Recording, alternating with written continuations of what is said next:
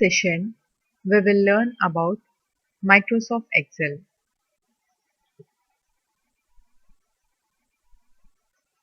This is the Excel environment.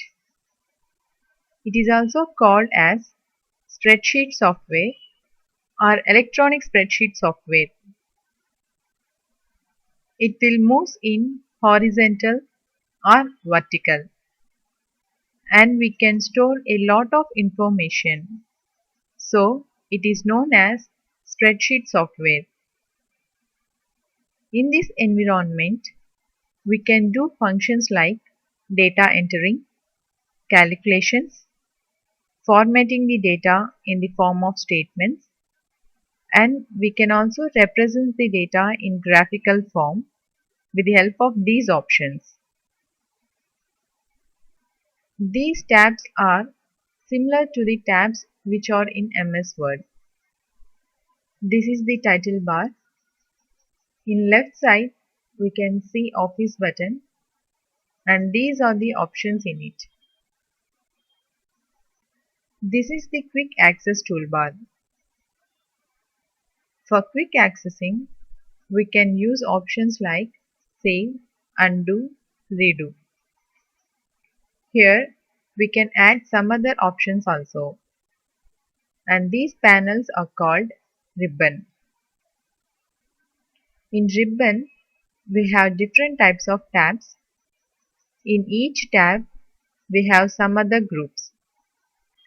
For example, in Home tab, we have groups like clipboard, font, alignment, number, styles, etc.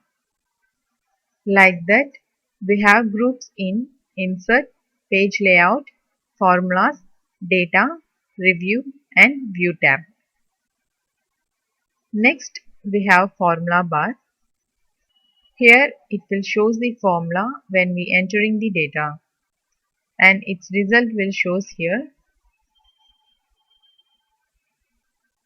It is the name box, and here it will shows box name of a particular cell or range of cells. These are the columns, and it is identified by the alphabets from A to Z, and again it will start from AA, AB, AC, etc. If we press Ctrl right arrow key, then the cursor will move to the last column, that is XFD. So, totally we have 16,384 columns. These are the rows, and it is identified by the numbers. If we press Ctrl down arrow key, then it will move to last row. We have 10,48,576 rows. Now press Ctrl up arrow key or Ctrl home key, then it will move to the first cell in the sheet. This is the cell. The intersect point of row and column is known as a cell, and for each cell has its own name. Suppose we can see the name for this cell in name box, that is C4.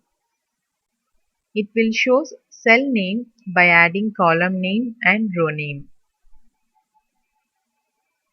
Now I am selecting this cell, and here we can see the cell name F9. A collection of cells is known as a sheet. Like this, we have to enter the data in the cells. This is the sheet 1. This is the second sheet,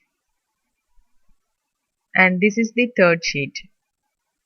Like this, we can place any number of sheets in Excel.